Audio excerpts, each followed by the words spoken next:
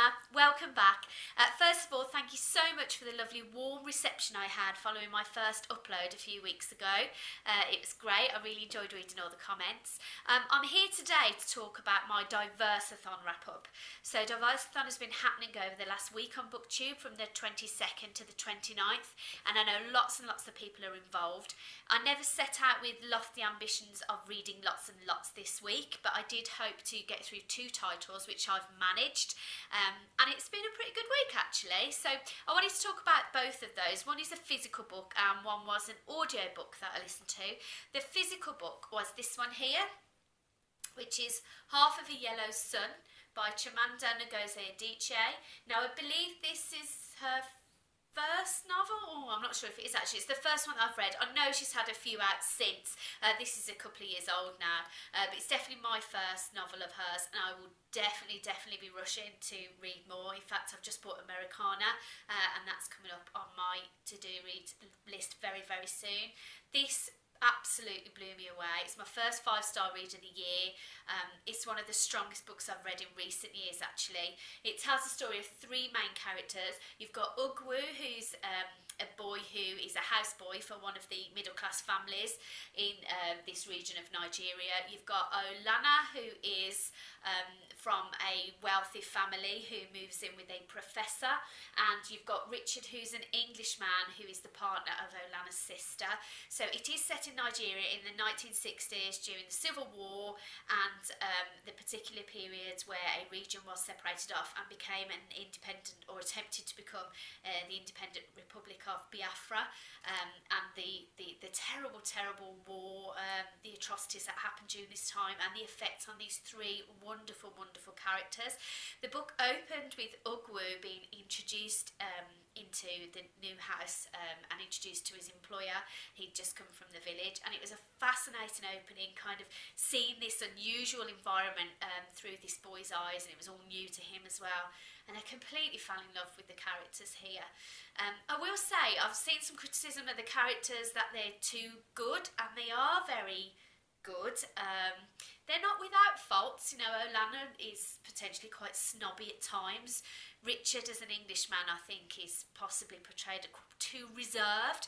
But yes, they are good characters, but to me that didn't make them any less real, and you see the horrendous events that unfold through their eyes, and it becomes even kind of more real and upsetting for that.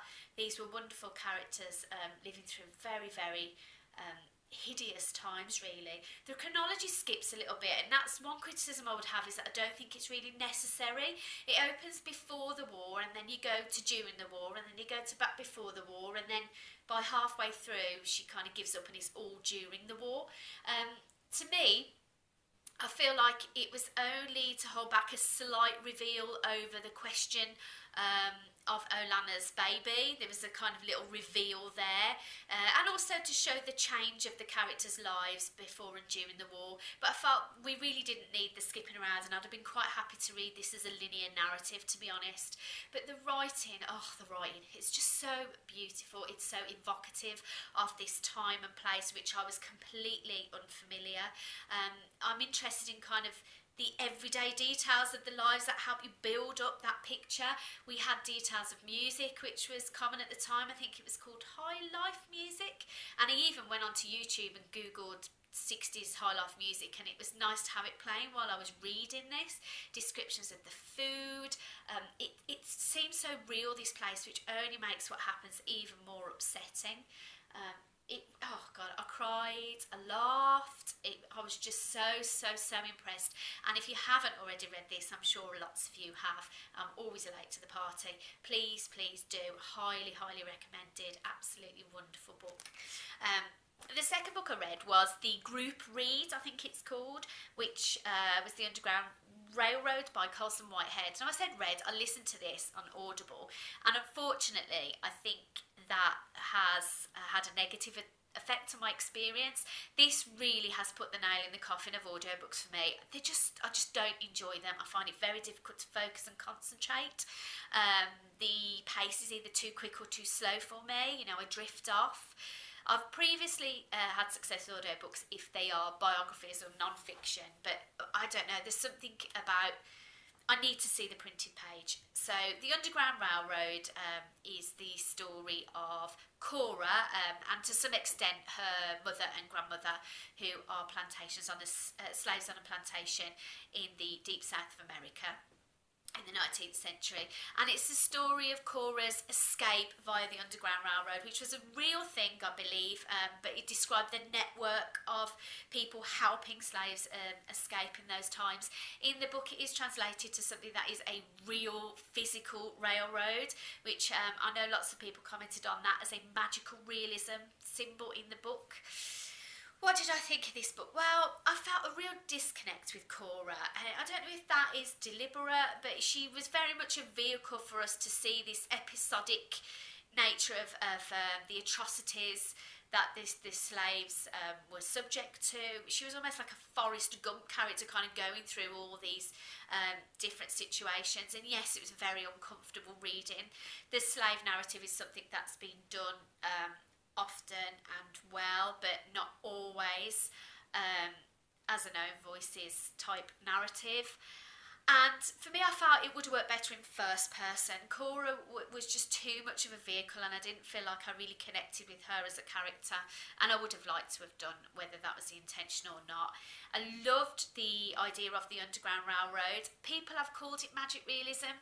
For me, I feel that phrase gets overused a little bit, just like some science fiction is more speculative fiction. I would say this was more speculative realism than magic realism. There was nothing completely fantastical here, just stuff that was different to the truth. I'm not explaining that very well, am I?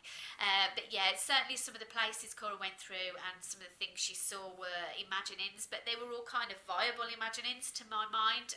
And so for that view, I wouldn't have classed it as magic realism. I don't feel I can give a clear or fair assessment of it, having listened to it, not read it, which is a pity. But I am pleased that I can be part of the discussion on BookTube around these two books, and the latter in particular, because I know that everybody else would have read it. With regards to Diversathon, I don't read a lot of Own Voices works. I don't really feel the responsibility or compulsion to. I know that is not the right attitude, and it's certainly different to what I see a lot of other booktubers saying, but I very much am drawn to read what I want to read, and this made me step outside my comfort zone a little bit, and I was pleased that I did, because I enjoyed both the books. I gave the Underground Railroad 4 stars because I could admire a lot in it and I could see where it was going. It might have been a 5-star if I'd have read it, I couldn't say. And of course, Half a Yellow Sun I absolutely adored. It's opened my eyes to 2 new writers that I would like to read more from. But that's it really. I'd be really interested to hear what you read for Diversathon. I've no doubt there's lots and lots of wrap-up videos coming soon over the next couple of days, which I enjoy watching. If you do one, please let me know down below and I'll endeavour to see it so I can get involved in the discussion a little bit more. Thank you so much for watching, and I'll see you next time. Bye bye.